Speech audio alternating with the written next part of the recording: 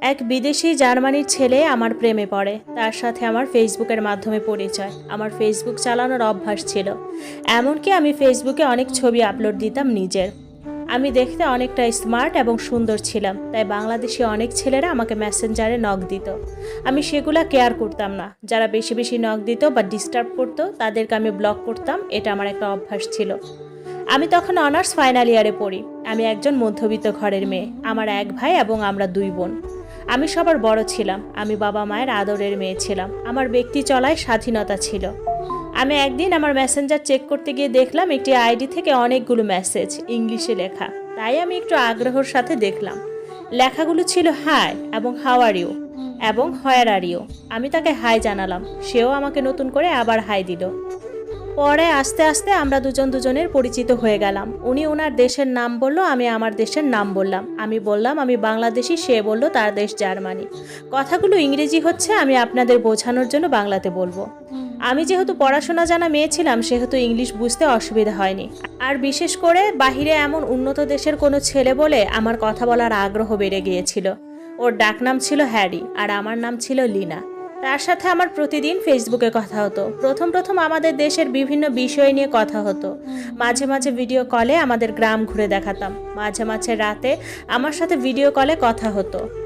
প্রথম প্রথম ও আমাকে কল দিত, আমি ওর ফোনের জন্য অপেক্ষা করতাম। কেননা জার্মানির সাথে আমাদের টাইম দিন রাত তফাৎ ছিল, তাই ওর সাথে বেশিরভাগ সময় আমার রাতে কথা হতো। একটা সময় আমাদের মধ্যে বন্ধুত্ব হয়ে যায়। আর একটা কথা, আমি ওকে নক দিতাম বেশি, কেননা ভাবতাম বিদেশি ছেলের সাথে কথা অন্যরকম ফিলিংস ছিল। এই ঘটনা আমি আমার এক ঘনিষ্ঠ বান্ধবীর সাথে শেয়ার করেছি, আর কারোর সাথে বলিনি। একদিন আমার জন্মদিনের সময়, তখন আমি আমার কলেজে জন্মদিন পালন করেছি। অনেক বান্ধবীরা অনেক কিছু গিফট করছে। এই গিফটের বিষয়গুলো আমি আমার জার্মানির বন্ধু হ্যারির সাথে বলছিলাম। এটা শুনে ও আমাকে বলে উঠল ব্যাংকের নম্বর দিতে। আমি বললাম কেন? ও বলল টাকা পাঠাবো। আমি তোমার জন্মদিনে এখান থেকে কিছু দিতে পারবো না, তাই আমি তোমাকে টাকা পাঠাবো, তুমি মার্কেট থেকে কিনে নিবে। আমি দুষ্টামি করে হ্যারিকে বলছিলাম কি কিনবো মার্কেট থেকে। ও জানতে চেয়েছিল আমার পছন্দ কি। আমি তখন বলেছিলাম আইফোন। তখন আইফোন 14 চলছিল। ওইটার দাম হিসাব করে ও আমাকে টাকা পাঠিয়েছিল প্রায় 2 লাখ টাকা। ওই টাকা দিয়ে আমি আইফোন কিনেছি এবং অন্যান্য আরও কিছু কিনেছি। এগুলোর বিষয়ে মায়ের সাথে শেয়ার করেছি যে এক বিদেশি জার্মানি ছেলের সাথে আমার বন্ধুত্ব হয়েছে, সে আমাকে এগুলো গিফট করছে। আমার মা শুনে বেশ খুশি হয়েছে। বলেন এত টাকার গিফট দিলে কি খুশি হয় না? আমার বাবা জানার পর এটা ভালোভাবে মেনে নেয়নি। যাই হোক, বিশ্বাস করবেন তারপর থেকে আমার এক ধরনের লোভ কাজ করছিল। তাই এই গিফট পাওয়ার পর থেকে আমার ওর প্রতি আরও আগ্রহ বেড়ে গেল। বলা যায় আমি ওকে পছন্দ করা শুরু করলাম। আমি একদিন ভিডিও কলে ওর সাথে কথা বলছিলাম, তখন রাত 2টা। আমি যেহেতু ওকে মনে মনে পছন্দ করা শুরু করেছি, তাই ওকে কিভাবে আমার প্রতি আরও আকৃষ্ট করা যায়, এই জন্য ওই দিন ভিডিও কলে আমি ওড়না ছাড়াই ভিডিও কলে কথা বলেছি ওর সাথে। আর ভাবতাম ওদের দেশের মেয়েরা খোলামেলা থাকে, তাই আমি ওর সাথে একটু খোলামেলা শরীরে ভিডিও কলে কথা বলি। সেদিন ও আমাকে এরকম খোলামেলা দেখে ওয়াও নাইস এগুলো বলছে।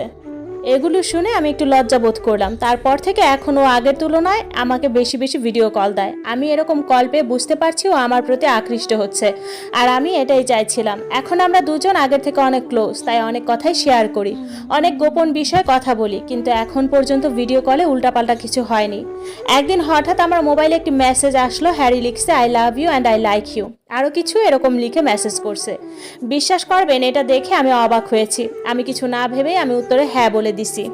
সেই খুশিতে হ্যারি সেদিন রাত 3টায় আমাকে কল দিল হঠাৎ করে। আমাকে বলতেছে শরীরে জামা খুলে সব দেখাতে। আমার বিদেশি জার্মানির প্রেমিক হ্যারি। হঠাৎ আমরা অনেক ক্লোজ হয়ে গেছি, আমাদের মধ্যে গভীর রিলেশন তৈরি হলো। বিশ্বাস করবেন কিনা জানি না, কিছুদিন আগে আমাকে আইফোন গিফট করছে, এমনকি মার্কেট করার জন্য অনেকগুলো টাকা দিয়েছে। এক ধরনের লোভ আমার ভিতরে কাজ করছিল, তাই হ্যারি যা বলছে আমি না করতে পারছি না, তাই আমি না করিনি। ওর মতো করে আমি ভিডিও কলে আমার শরীরের গোপন স্থান সম্পূর্ণ দেখালাম। আমার শরীরের এগুলা দেখার পর ও আমাকে কাছে পেতে চাইলো। আমি তখন বললাম তুমি তো অনেক দূরে, কিভাবে আমাকে কাছে পাবে? হ্যারি তখন বলছিল ও বাংলাদেশে আসতে চাচ্ছে। আমি দুষ্টুমি হিসেবে তখন ধরে নিয়েছিলাম, কিন্তু হ্যারি হঠাৎ আরেকদিন আমাকে ফোন দিয়ে বলতেছে যে আমি বাংলাদেশে আসতে চাই, I want to come to Bangladesh. আমিও বললাম আসো, সমস্যা নাই। আমি ভেবেছি ও আমার সাথে দুষ্টামি করে, কিন্তু পরক্ষণে বুঝলাম ও এই ব্যাপারে সিরিয়াস। যেহেতু আমরা দুজন দুজনকে পছন্দ করে ফেলেছি, এমনকি আমার শরীরের সব কিছু দেখে ফেলেছে ভিডিও কলে, এখনও বাংলাদেশে আসতে চাচ্ছে, তাই আমি আর না করিনি। আমি আমার বাংলাদেশের সম্পূর্ণ ঠিকানা হ্যারিকে দিলাম। আর অন্যদিকে হ্যারি আমাকে বিয়ে করার অফার দিছে। সে বাংলাদেশে এসে আমাকে বিয়ে বিয়ে করে পরে জার্মানিতে নিয়ে যাবে।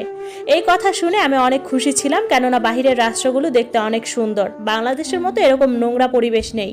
এমনকি আমি অনেক সুখে থাকবো, তাদের অনেক টাকা পয়সা, এমনটা ভেবে আমি খুশিতে আত্মহারা হয়ে গিয়েছিলাম। কিন্তু এই খুশিগুলো আমার বেশি দিন ছিল না। সামনে আস্তে আস্তে জানতে পারবেন আমার সাথে ভয়ঙ্কর এক ঘটনা ঘটেছে।